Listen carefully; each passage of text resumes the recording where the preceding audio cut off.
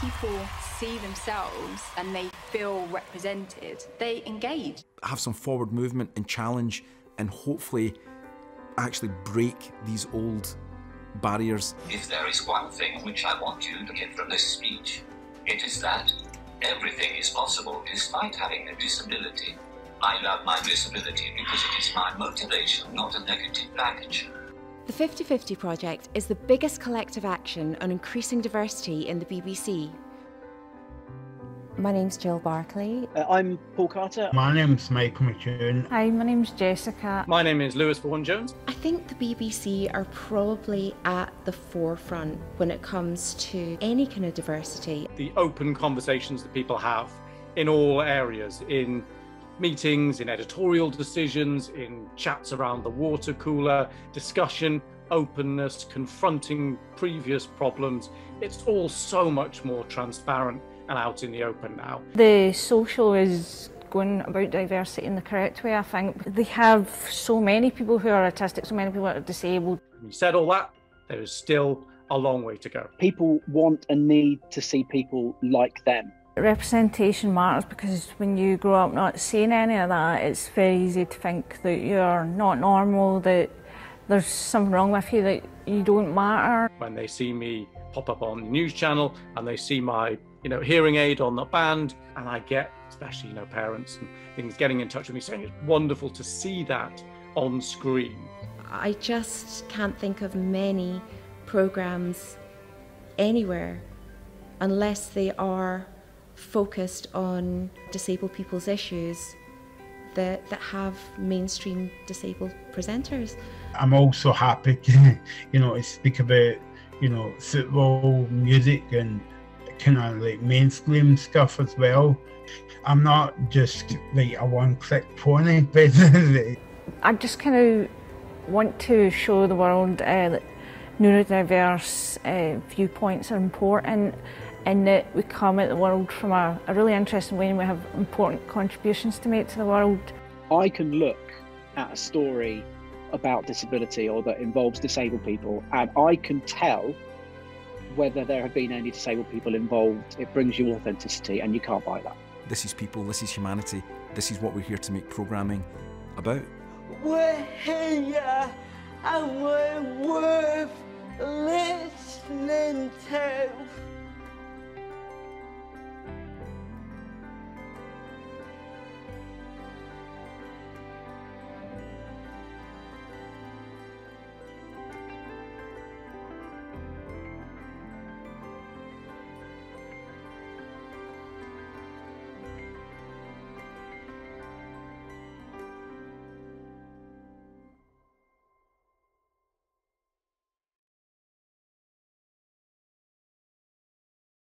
Wow, what an amazing video, and really tugs at my heartstrings. So amazing to start this session today with such a fantastic video. Before we really kick off, I'm going to go to Sean Dilley, who's a senior journalist at the BBC. And I know, Sean, you've been really involved with the creation of this video. I was just hoping you could tell us a little bit about how it came about and the work that the students have been doing to get it together. Yeah, certainly I will do. Each year we work with universities and students who are involved in particular aspects of the work that we do at the BBC. As the lead for Reframing Disability at the BBC, I've been, very proud to work with the 50/50 team now for more than a year, actually, working on various projects. It ties into the work, Chris, that you and I have done in partnership with the Media Trust, obviously, in terms of training journalists on how to find new contributors and how to think in a more diverse way. So what this video is about, put very simply, is it's the positive aspects of inclusion. I really do feel we've passed the point where we say, come on, you need to have some disabled people on your content now to actually look, here are the advantages and the benefits. I've used this line before, and I'll say it again.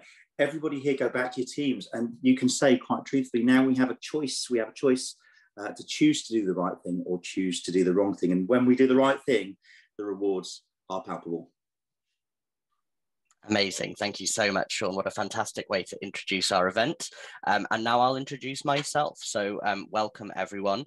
My name is Chris Pike. I was the program manager for the Reframing Disability program, working between the amazing Media Trust and the BBC 50/50 project. And we're going to hear from lots of amazing panelists today, and also people from both the BBC and the Media Trust about how this project came together, the work that we've done so far, and how much more there is left to do. Before I do that, I just want to go through a few bits of housekeeping. We do have the wonderful Tara with us today captioning our event. If you click live transcript at the bottom, you can access that. The event is being recorded. So if you have any colleagues or friends that weren't able to make it today, please do share it with them when that becomes available. We've obviously got our Q&A section down at the bottom, and we'll be taking questions for our panelists later on in the session. So do get your questions in and I'll keep an eye on those. And also, if you want to tweet about the event, that would be fantastic. And we have two hashtags. One is 50/50 project and the other is Reframing Disability. So do get your tweets in and share your thoughts and responses to the discussions that we're having today. And we've got lots to get through today. So I'm first of all going to go over to Sue-May Thompson, who is the CEO of Media Trust. Sue-May, can you tell us a little bit about why Media Trust chose to work on this issue and how the Reframing Disability programme came together? Morning, everyone, and hello, Chris. Yes, absolutely. At Media Trust, we believe that it's by giving everyone a voice that we'll get to a more equal society. So everything we do at Media Trust is about media representation at some level. This past year, one of our key priorities has been to put disability in the spotlight. So it's no longer the Cinderella of the D&I agenda, if you like. And we've made a big push to tackle the underrepresentation of disability in partnership with broadcasters like the BBC, also Channel 4, working closely with disability organisations like Disability Rights UK, Scope and Mind. So we decided to start with broadcast news, where disabled people are largely invisible. Although 20% of us have a disability, there are disabled experts in every walk of life, you hardly ever see a disabled person being interviewed on the news unless the story is about disability. And we think this lack of representation means important stories going unreported, disabled talent going unrecognised, and negative attitudes towards disability going unchallenged. So we were very lucky last year to receive government funding to run a pilot programme to reframe disability in the news. And we approached the BBC because we'd seen how the BBC's 50/50 project had already successfully increased women's voices across BBC News programmes. And we really liked the 50/50 approach of individual programme makers voluntarily committing to tracking the number of women appearing on programmes and making that data transparent and visible across the BBC. Because we know that while top-down targets are needed in most cases, it's really bottom-up initiatives and enthusiasm at the grassroots level that will sustain positive change. The BBC also ran audience satisfaction surveys, and it was great to see satisfaction levels going through the roof once more women were being featured. So we approached the BBC's 50/50 team to see if they would adopt the same methodology and approach in respect of disability, and we were thrilled when they said yes. So for the project, we went on a recruitment drive to find disabled potential expert contributors, and we provided them with specially designed media training, as well as the opportunity to network informally with reporters. And I'm delighted that we've got some of our disabled experts speaking on the panel in a minute. We also ran disability awareness training for BBC newsrooms and journalists to help them overcome biases and barriers to approaching and interviewing disabled experts. We're going to hear a bit more about this in a minute, but one thing that we do know at Media Trust is if you want to crack the issue of inclusion in a sustainable way, you need to work on both the supply side and the demand side.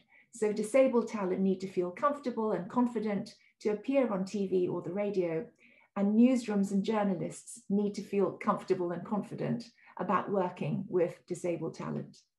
So we were so overwhelmed by the caliber and diversity of talent that we unearthed. One of the main things we wanted to do was to uncover more diverse disabled voices. We were really happy with the representation of experts that we trained in terms of race and ethnic diversity, sexual orientation and age, and also the multiple sectors that our experts came from. When we first conceived the project, it was pre-COVID. Our main goal was to leverage the power of the media to transform societal attitudes and behaviors and normalize disability. Our hope, if you like, was that by showing there are disabled experts in every walk of life, making positive contributions to society, that would bring home how disabled people shouldn't be defined by their disability and recognize the diverse achievements of disabled people. COVID has given our project a different and even greater urgency. We know that disabled people have felt ignored over the past year. At a time when we're seeing a huge reset of policies, the reprioritization of funding in respect of everything from public transport to workplace safety to investment in our digital infrastructure, it's more essential than ever that disabled organizations and disabled people are being listened to. So in the spirit of building back better, I think what we've also shown with our project, which we had to deliver entirely online, is that it is possible to successfully engage disabled talent via technology if broadcasters set themselves that intention to do so. If you can create a great show during a pandemic without anyone needing to set foot in the studio, you should be able to do that once the pandemic has receded. I think we've shown broadcasters that it's relatively easy to make small accommodations, which nonetheless have a powerful, empowering effect for disabled talent. For many disabled people, particularly those with mobility issues or anxiety, their lives have always felt a bit like they're in lockdown. And we're hoping that one of the legacies of COVID is greater empathy and a more level playing field for disabled talent going forward. Thank you so much. Thank you so much, Sume. What a fantastic introduction to the project. It was a privilege to come to work for Media Trust and work with you on the project. And one of the things that Sume mentioned, which was really important, was about both the supply and the demand side, which is why we ran these two trainings in conjunction, training for journalists at the BBC and also training for disabled experts. So we'll be hearing more questions from our, we'll be hearing from some of our disabled experts who were trained later on. But first of all, I want to hear from a BBC colleague who's going to tell us a little bit more about the training for journalists. So I'm delighted to welcome the amazing Charmin Rahman, who works in the 50/50 team at the BBC, and I had the absolute privilege of working with Charmin, delivering trainings at the BBC. And I know that since I've finished working there, that she has been at the forefront of extending this training far and wide and making a huge impact. So Charmin, do you want to tell us a little bit about your perspective on the training, how you got involved, and what makes you so passionate about it? Thank you, Chris, of course. So I joined the 50/50 project on a voluntary basis. I was passionate about the initiative and wanted to do my bit at the BBC to push for diversity. The 50/50's tagline is "You can't be what you can't see," and I absolutely love that. I'm not from a trainer background myself, but I am someone with a hidden disability, so my interest goes beyond expanding my professional experience. It was being able to see and hear more people like myself from the BBC. The training is aimed at journalists and content makers to give them the confidence and motivation to approach disabled contributors on their content and programmes.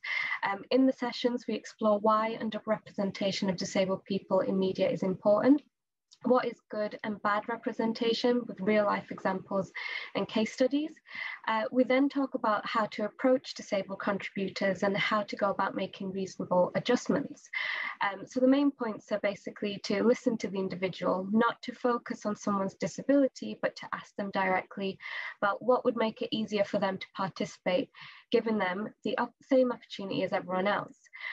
We also discuss use of language and explore what barriers journalists and content makers may face. And we try and find solutions to overcome these. It's about having a conversation and ultimately using the best contributor. Having diverse voices leads to better storytelling and brings in a new perspective, inspiring audiences. From the sessions we've already had, we've had really positive feedback, including one programme who had a neurotypical actor play an autistic character. The programme then followed up to include an actor with autism and voices of non-speaking autistic people. We're doing ad hoc sessions for now, but the training will be rolled out by our in-house training BBC Academy after the summer. Amazing. Thank you so much, Shaman, for that intro. We've had a few questions in already in the chat, and we'll come to some of these questions later. I know somebody's asked how we can get involved with the 50/50 project, and I know that another one of our speakers will be telling us a little bit about that later. And we've had another question about non-visible disabilities, which I'm really keen to be asking one of our panelists about shortly. With that in mind, let's get started with our panelists. So I'd like to introduce two fantastic panelists. Unfortunately, one of our panelists may be having tech issues, so we'll see if she is able to join us shortly. But for now, we have two fantastic panelists who are coming to us from two different perspectives. So first of all, we've got Darby Doras. He's an executive producer at Something Else and a very experienced audio producer. He's worked across indie productions and BBC productions, and is also someone with a physical disability and the founder of the Disabled People in Audio movement. So he's really involved in the disability sphere within this world of media and broadcast, with a particular focus on audio. And Darby is one of the content makers who joined our training for journalists, or our training for journalists and content makers within the BBC. And I'd also like to introduce Matt Campbell-Hill, who has done so many things that I will not be able to introduce them all, and I'm sure he'll tell us more about them later. But he's a non-executive director of a major government department. He's an internationally respected advisor in technology, strategy, and governance. He's a Paralympian. There's so much to tell you that I won't be able to do it all now, but we'll be hearing from him from a different perspective and about his involvement in our training, specifically for disabled experts appearing in the media.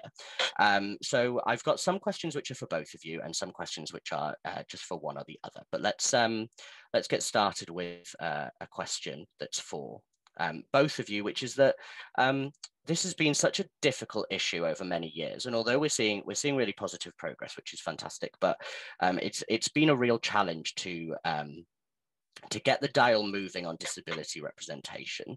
And I'm just interested to hear from, I think I'll go to Matt first and then to Darby. What do you think are the other barriers that have caused problems so far in getting this moving? So Matt, I'll go to you first. I think that the primary barrier, actually, it starts way before the media, and it starts in just getting experience. So when you're doing news programs or you're doing documentaries or anything, if you're trying to get a respected advisor on that, you need someone who has been able to do the work, or has had some extra project experience and has done something on that. If you're disabled, the odds of you being picked up to get those little extra bits all throughout your career are lower. And that's for many reasons. It could be that you don't get work experience. So when you want to get work experience as a 15-year-old, 16-year-old, if you're in a wheelchair, or if you're deaf, or if you actually have really bad inflammatory bowel disease, something like that, which just means that you can't do all the extra things, how easy is it for you to really get some good work experience? And I often think about that back when I got work experience and I wasn't disabled, but I was that typical middle class white boy. I got work experience in a computer games company, and then I went on and got some other stuff, and I was doing stuff.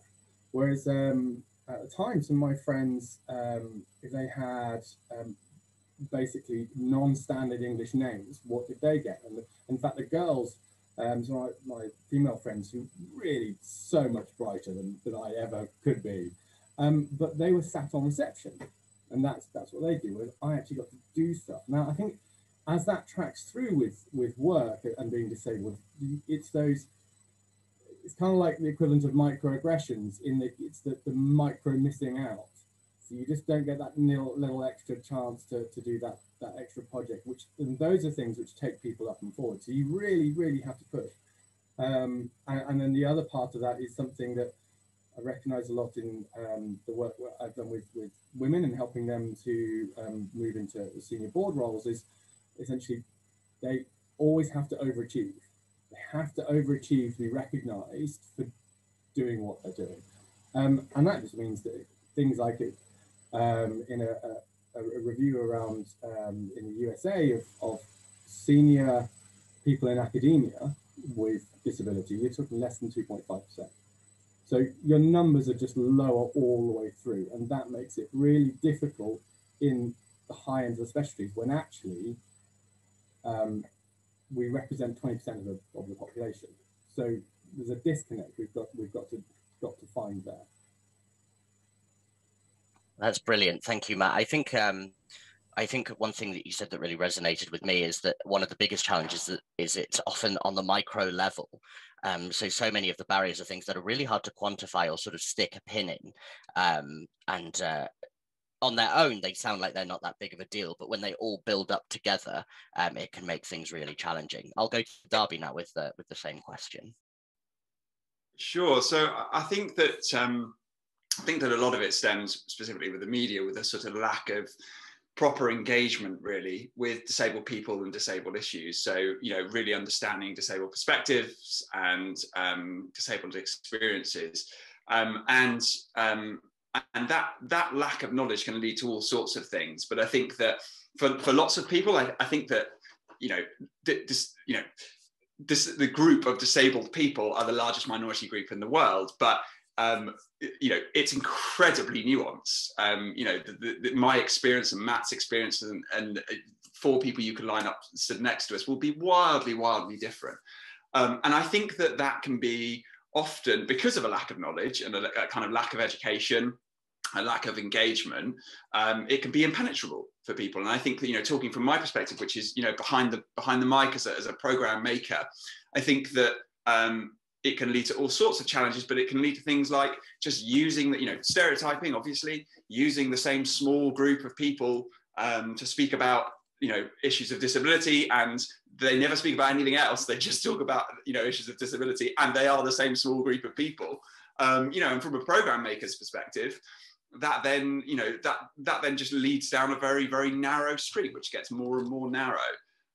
So I think that there are a huge amount of barriers, and I think that my kind of message in general around all of this conversation is it's granular detail that we have to get into here, because trying to sort of have a sweeping approach to solve it, or kind of presume it will be done in the next 12 months, I think is problematic, you know, for all sorts of reasons, but certainly because of the kind of nuance of the world of disability. Fantastic, fantastic points from both of you. And Darby, you lead me really nicely into my next question, again for both of you, which is, this is not something that's going to be resolved overnight or in 12 months, but what do you think are the key things that we need to be doing in order to be moving the dial here? And you're welcome to say things which aren't part of the Reframing Disability programme, or indeed things that are. I'll go to Darby first this time. Sure. So I think it is about proper engagement at all, and I think you know, one of the speakers you know, earlier touched on the importance of at every level, and so I think that you know, commissioners, especially at that level, but right down through to you know, to program makers, researchers, assistant producer level. You know, some of this is where the Reframing Disability training, I think, can be really useful. need to engage, and then you know, frankly, they need help. Actually, you know, my experience of having done the training myself was, yeah, it comes back to my point of, yeah, I've got a disability, but that doesn't mean I understand anything about, you know, 100 other disabilities. And so part of the reason that I embraced that training was because actually I found it really useful, because I think that you know, having a dialogue around disabilities and specifically someone's disability can be really challenging, and you know, and often a lot of stuff that's said that's well intentioned can be really problematic.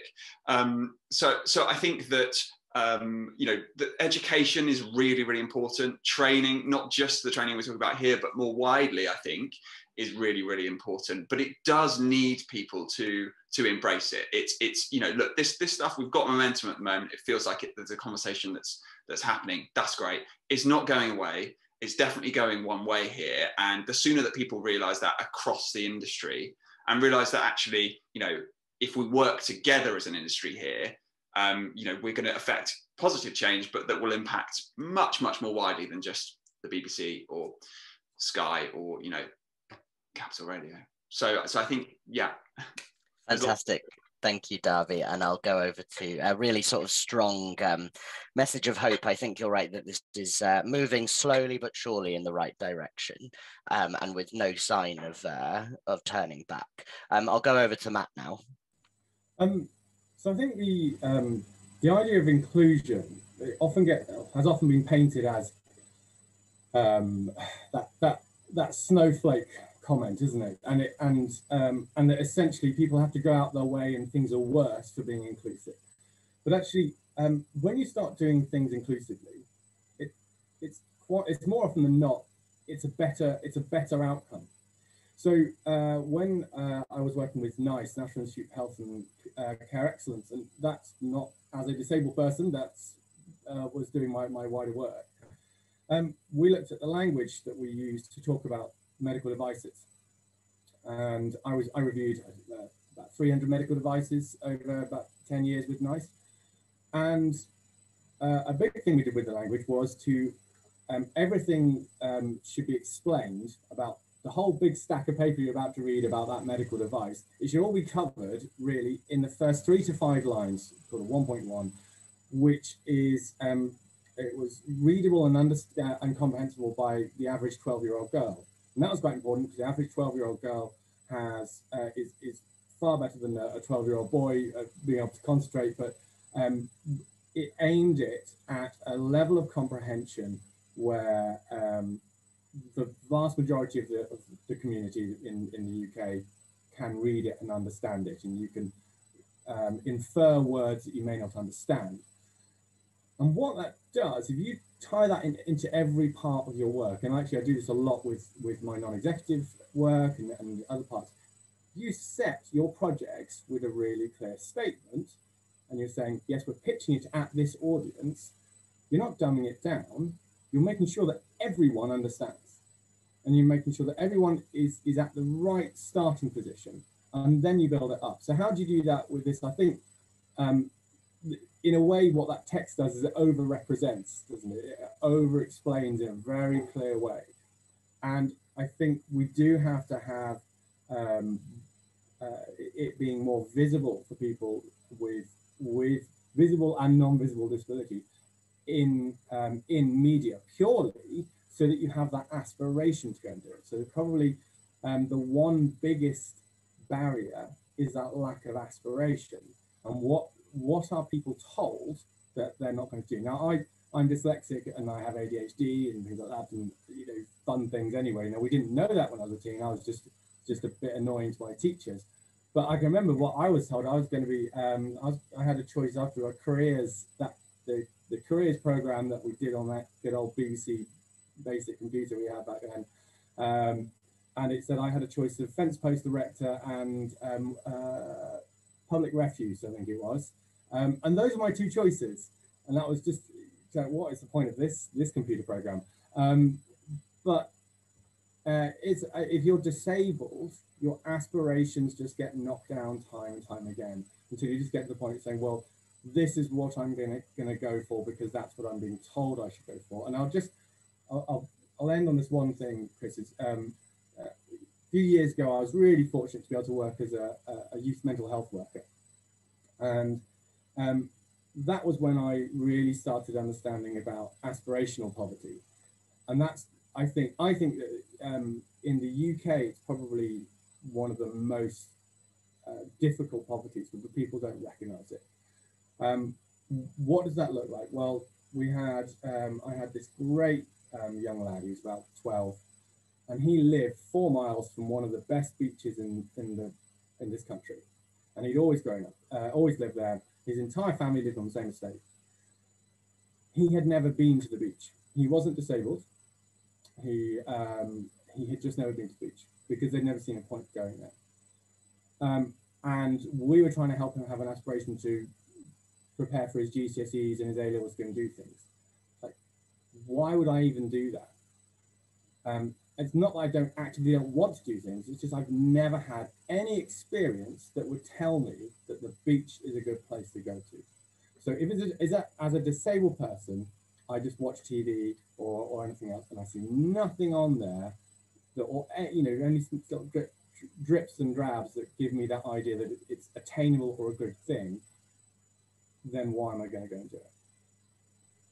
Brilliant, thank you, Matt. I reflect so strongly with me as an autistic professional working in media, and before I was working in the media, the importance of those disabled role models and people who tell you, who show you what potential you might have is so key and so important.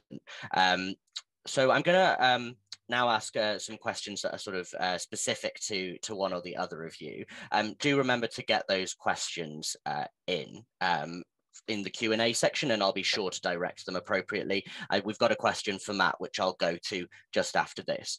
But first of all, I want to go to Darby. I'm really, really pleased that Darby could join us today. Darby and I have been working together for a few months now, and it's quite an interesting situation because Darby attended a BBC training for content makers, and then but he works for an indie and approached us about bringing that session into something else, into his production company, which we did one session so far. And I think it's just been interesting to see how the training has adapted between BBC and the indies, but also I'm really interested to hear from you, Darby, sort of what made you want to bring the training into something else? What did you feel you got from it? How do you think, and what do you think the reactions from the team has been so far? How has it been useful within a much smaller organization than the behemoth that is the BBC? So over to you, Darby.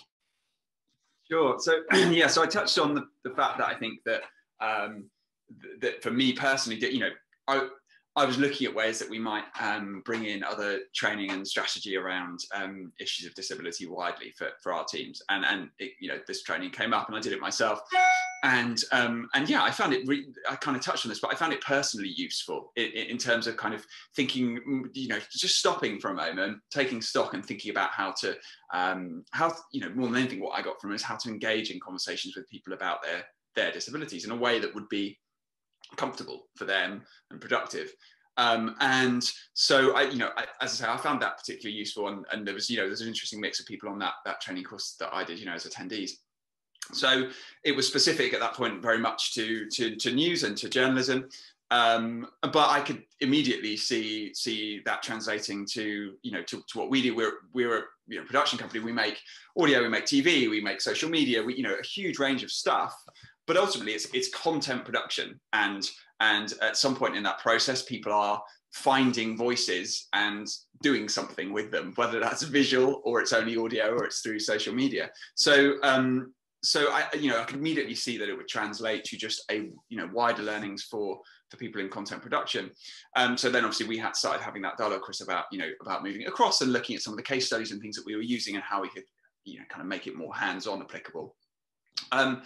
And I think that I kind of touched on this as well, but I think that the thing that it does, I think, is reassure people and enable them to open up conversations that they may otherwise swerve because they're unsure about how to do it. They're unsure about the dialogue they might need to have, and they're concerned that If they get it wrong, it could be problematic. It might be problematic because it causes offence to that person. It may be problematic because they've made a horrendous faux pas that leads to something further down the road. So so then their instinct, naturally, anyone's instinct is therefore to go the easier route. So that is to pick up the phone or whatever, but to someone who isn't disabled often. I think that's the gist. So we rolled it out, as you say, with some people at our end, and we found it really, really useful.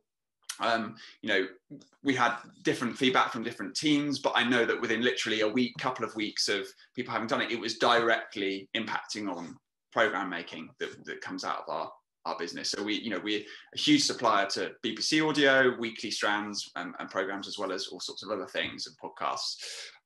But just to touch on one story that came through from a program maker, which was 5 Lives Commode and Mayo program, which I'm sure lots of people seeing this, listening to this will know about. And they were talking about Sia's film Music, which I'm sure lots of you know about, but it takes as its subject a non-speaking autistic girl who's played by a neurotypical actor. And the kind of treatment of that on air was directly impacted by the training that we carried out, and how to beyond the initial review, respond to that on air, and which voices to feature as part of that kind of analysis and criticism. I won't go to all the details there, but that was one example of the way that very quickly people could take it and apply it, which was exactly why I wanted us to kind of to roll it out. And I think we, to be frank about it as well, it's not perfect. I'm sure we'd all admit. I think we certainly, you and I, Chris, learned from it, and I think that we run another session, we can do it slightly differently, and there's things that we can tailor. But I guess my point is that comes back to what I said earlier about the fact that for this to actually change widely across the media, everybody needs to engage. And as you say, whether it's like the behemoth of the BBC, whether it's a company like ours, which is a big audio production company, whether it's one of the audio production companies that's run by 2 people,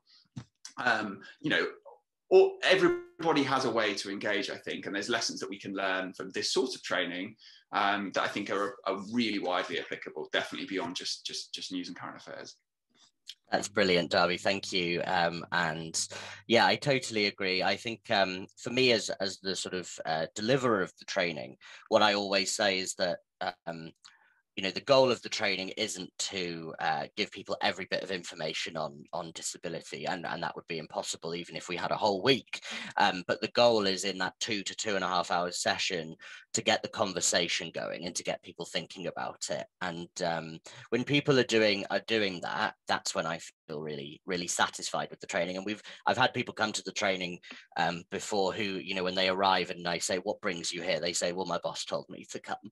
And then by the end of the session, they're saying, "That was really interesting. I want to apply that in my work." And that for me is where it really feels like it's having impact, not necessarily, although it's fantastic to have people who are at a bit more of an advanced level. But I feel like where it really has the most impact is introducing people to the topic and getting them to think about it for the first time is really fantastic. So that's brilliant. Thank you, Darby. So we've heard about the training for content makers from both Charmin and Darby. And I'm now going to go over to Matt, who was one of our 35 disabled experts that was trained in media interviews. So Matt, first of all, before we go into the specific question that was in the Q&A, can I just ask you sort of how you found the training, and why do you think that kind of training, whether it's that program or just generally having media interview training available for disabled experts, which is tailored to disabled experts, is important? So over to you, Matt. I think on a really basic level, what was great is to meet like-minded, like-bodied, neuroatypical people, whatever. But being able to be in an environment where suddenly you've got another load of experts who aren't there to talk about disability, and as that's come up a few times, isn't it, already today, and that's really important. The fact they're disabled is supplementary to the fact that they've all built successful careers in something. So that's great. The other part, from my personal point of view, so funnily enough, many years ago, I had spent some time in TV, and I'd been a very mediocre assistant sound engineer, but I love doing it. And then actually after my injury, I did work for a short time with BBC Radio Cornwall, but on the other side of the boom. So being able to actually sit down and think about my own skill sets and how I respond to others and their questioning was really helpful.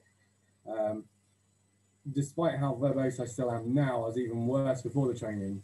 So it was really helpful to sit there and be asked to prepare short statements and then get taken offline, not offline, off subject, and sort of have professional journalists trying to bully you out of saying what you want to say, and that's really helpful, because I think we're still at this point where if the disability comes up, if people know that you're disabled, then you do feel this sort of pressure that I'm representing something else here as well, other than just talking about what I specialize in. And there's a bit more pressure on you. And you don't want to have anyone using something against you, which is essentially nothing that you can control, and using that as an excuse to not use anyone else, quizzing me about technology, medical technologies, anything like that, and then thinking, well, he didn't know what he was talking about, we won't use him again, or people saying that he was wrong, or other academics coming out and saying that's fine. But if it's a case of, back office chat, disabled people, they just don't really cut it in the meetings, and we'll just start phasing it out again. That's what you want. So I suppose we feel that little extra pressure on. Probably doesn't exist, but it's always going to be there, isn't it? Absolutely. And I one thing I noticed with our training, compared to a standard media interview training, I think the biggest difference was just taking more time to tell people about the interview process, because I think a lot of media interview trainings, they just tell you how to be good on camera, but they don't tell you anything that leads up to that or anything that comes after that, and that's a big question for a lot of people, which was really important. We've had a question from Sarah in the chat, which was about the work being done around non-visible disabilities, and how do you encourage spokespeople to come forward whose disability may not be immediately obvious? So fortunately, in our disabled experts training, which was run over 6 different sessions, so Matt won't have met everyone that was participating, but I think we had quite a good mix in that regard. But it would be really interesting to hear your thoughts on sort of what barriers might be there, and what we can do to sort of what we can do to make sure that we're sort of bringing all disabilities in. I think first of all, depending on what content you're making, it will be more relevant than others, but people with different experiences, and whether it's a disability and if it's hidden, often get quite good at problem solving. So if you have a chronic condition, or if you're neuroatypical, or if you've had depression, there are going to be parts of the things that you understand, or ways you see things that others won't. So asking that question when you're doing some work and you're with your team, say, is there anything I've missed? But really, rather than just chucking it out there and expecting no one to answer, really push on that. Anything anyone's got. And then is there, because then you'll encourage those who do have neurotypical experience to say, well, actually, I think we could just look at it like this. What you don't want to do is sort of feel like you're going to have to sit down with every single person and ask them about their mental health and every single little part, because that's not what it's about. But you can talk about it, so you can say, oh, I saw this about depression, I thought it was really interesting, because I guarantee you every single one out there knows someone who has considered suicide. I guarantee you. And you may even know people who have sadly been successful with a suicide attempt. So there's depression. So you've all got experience of that. You've got experience of again, a lot of other physical illnesses may be hidden, and the neuroatypical part, again, you will know people But if we don't talk about it, it's not about questioning. It's not about me saying, Chris, tell me how how autism affects you. It's not about that. Or you, Chris, saying, Matt, how does ADHD affect you? It's just saying, this is interesting. What do we think about that? What does that look like? How would that be seen? And that starts the conversation and gives people the space. Now, funnily enough, although I'm a wheelchair user and I do walk at short distances with sticks, I actually, when we talk at work about disability, things like that, I talk about mental health and I talk about neurodiversity. A, because they're the ones that people don't want to talk about most, but B, because funny enough, they affect the most people. So it's just talk about it more and say, we understand it, we recognize it, we understand it is an issue for people. Come and talk to us. And I think start there. Start the conversations, but don't make them personal. Fantastic. Thank you so much, Matt. We're going to move into questions very shortly. So do get your questions into the Q&A box. And just to be clear as well with the Q&A, we're very happy to take questions for Matt and Darby, but also for the people you've already heard before that, Charmin, Sume and Sean, or the wonderful Nina, who will be going to finally for any questions about 50/50, one of which we already had in. But just before we go to our Q&A, I first want to just ask one final question to both Matt and Darby, which is very, very succinctly in just 1 or 2 sentences. We've got content makers listening here. Hopefully we'll have even more content makers watching the recording back. What's the key message you would want to send to them on this issue of disability representation? What's the thing that you want them to know? And I'll go to Darby first. Sure. So I think the main thing is, take these conversations that are ongoing as a starting point. There are lots of people out there that can help. I think that's the thing to take away, is finding those training programs like this, finding conversations you can have. The group that I set up is Disabled People in Audio.com. It's a massive, growing community of people who work in audio in some way and have a disability. And the idea of that is not only to provide a resource for people with disabilities in audio and to have conversations and dialogue in a safe space, but it's also to have direct conversations with people in the industry, because we can help. You want to find disabled talent, then we can have a conversation. You want some guidance or you've got a really helpful suggestion about how we might further the kind of this conversation in the industry. Let's have a conversation. And I'm not the only one in that group, isn't it? There's lots going on. You just got to get out, find the people that will help you with, depending on what kind of what content you're making, and then engage. But I would just say, engage is the word. Sit up, use this as a starting pistol. Brilliant. Thank you, Darby. You're absolutely right. There's so much expertise and knowledge within the industry. That's something I've discovered from working on this program, and seeking that out is so important. And Matt. But I'll try and answer it from a different angle and perhaps go down the corporate business angle and why it's important. Making media, my understanding of it, so if I'm wrong, then please do take a pinch of salt. But making media, people buy into and want to watch, want to engage, want to listen to things, again, where it's aspirational, or where they can recognize themselves as a part of that. So either they recognize representations of themselves or their groups, or that they could aspire to become. Just thinking very, very briefly about the figures. If we take the population, 100% population, well, we know that about 27% of the current UK population has a degree. So we're only going to use them at the moment. When we're talking about specialists, it's only really people with higher education. So you've already cut yourself down to 27% of people. Well, we know that 20% are disabled, and if we're not really using disabled people, therefore we're only using 80% of that 27%. I think it takes us around 22% of the population we're down to. Well, hang on, 51% of the population is women. So we're already down to about 11%. But hang on, I think it was at 13, 15% are BAME. So what are you actually using? You're actually only using about 9%.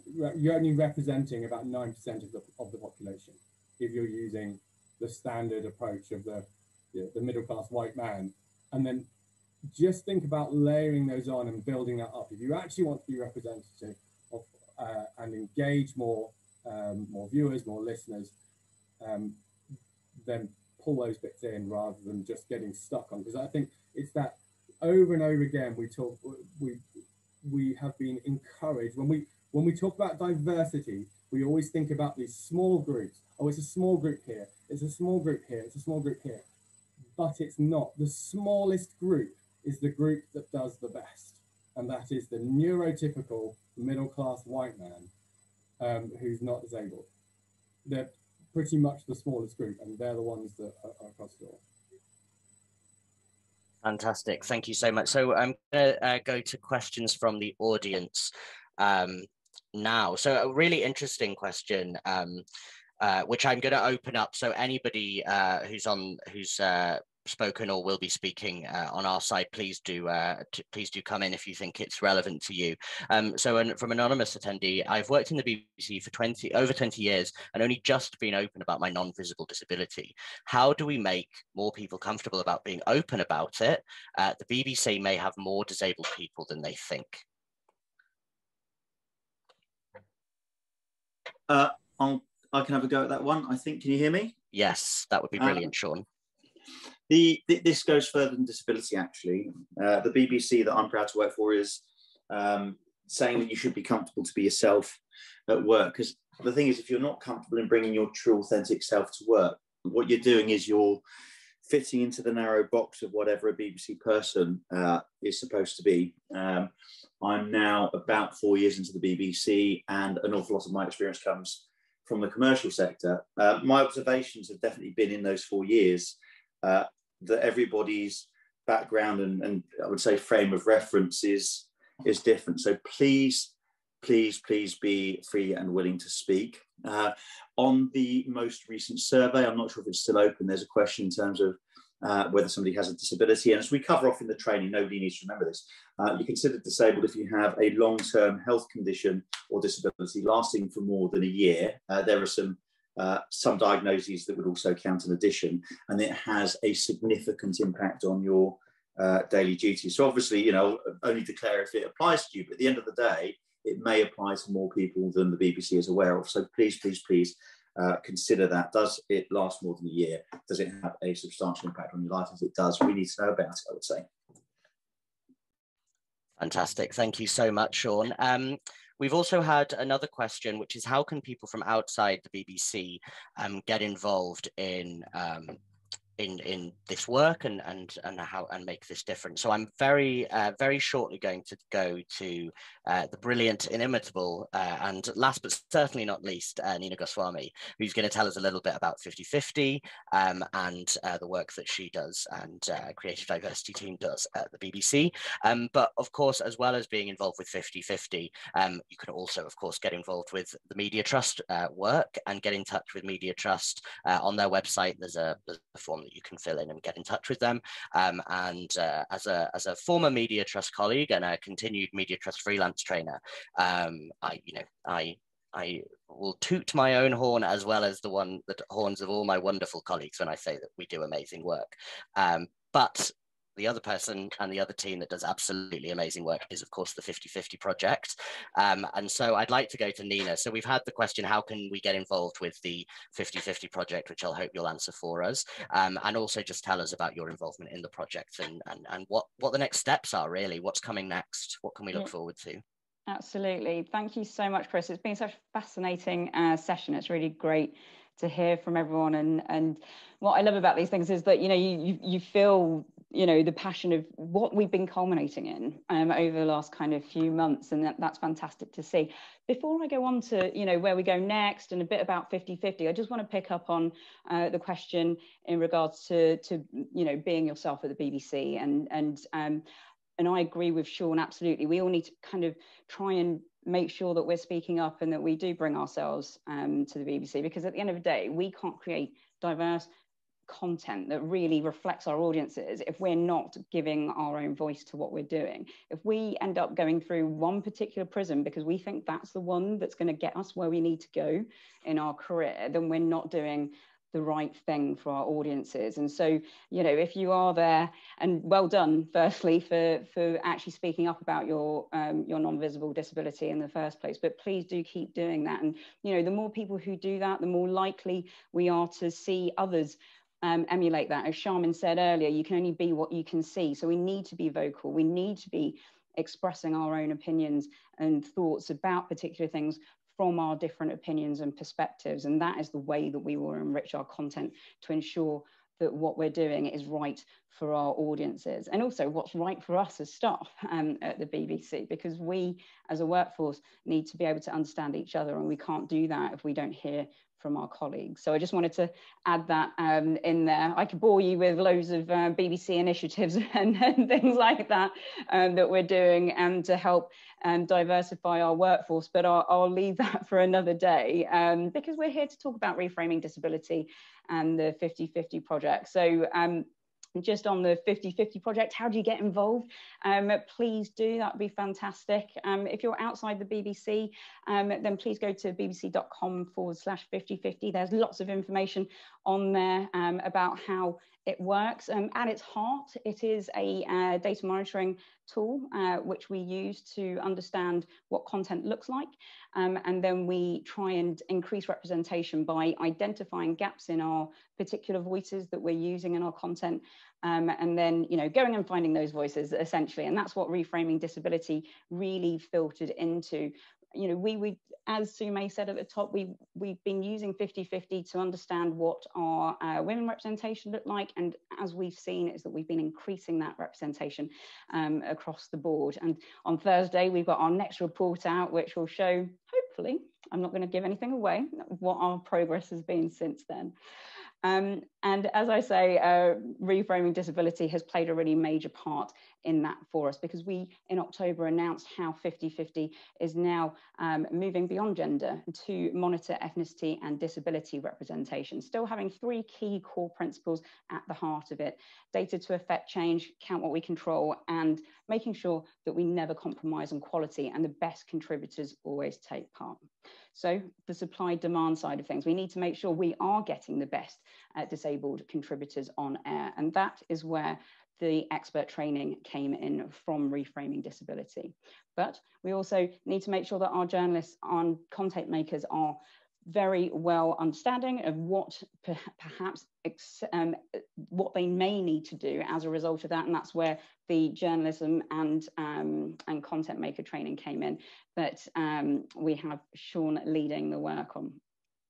So what next? I've only got 2 minutes to talk you through this.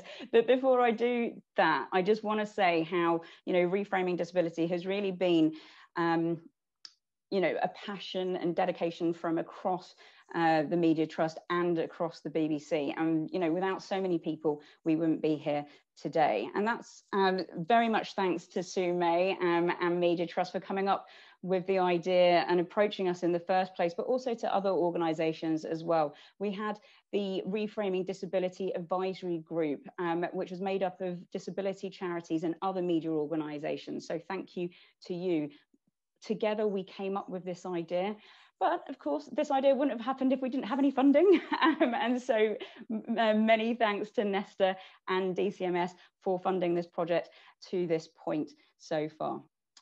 And no programme would run without its core team. So Chris, thank you for being the programme manager. Sean, for leading the training alongside Charmin, and also our 50/50 project lead at the BBC, Lara Joanides. Without you, this would not be happening. So kudos to you all.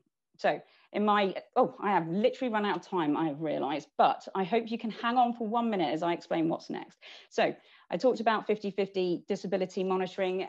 We are rolling that out across the BBC. More than 220 teams are taking part in disability and ethnicity monitoring. We're already seeing signs of improvement, so we will be reporting on that this time next year. We will be ensuring that that training is rolled out with Sean Dilley leading the way in terms of that. We are looking for more people to join the BBC's 50/50 New Voices database, which you can find more information out on our website at bbc.com/5050. And please do sign up. We need as many experts to be widening that pool as possible. We are looking at what is the next stage for reframing disability, and Sume and I are not resting on our laurels on that front, and we are putting applications in for the next phase of funding, as unfortunately our funding with Nesta has run out. But if anyone has any thoughts on that front, please do get in touch, because we are looking to continue to the next level with this project. And as a final quick word, I just want to say thank you so much to everyone for coming together today. It is with your support and your continued support that we will make sure that our content is better reflective of our world. Thank you, and to Chris.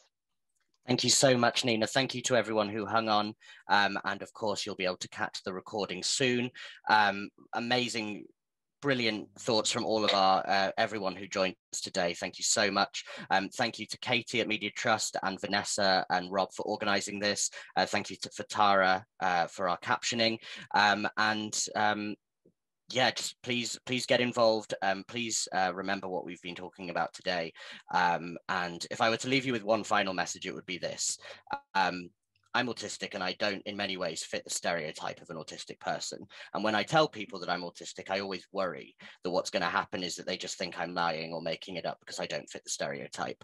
But actually 90% of the time, what happens is that I change people's perspectives and people start to rethink what they knew. And every one individual who changes their mind adds up to a huge change in societal attitudes. And so I really encourage everyone to get involved in whatever way they're comfortable with this work, because it really does make a difference even at that micro level. So on that note, thank you so much to Nina. Thank you so much to everyone. And do look out for the recording and share it with your colleagues. Thank you and goodbye.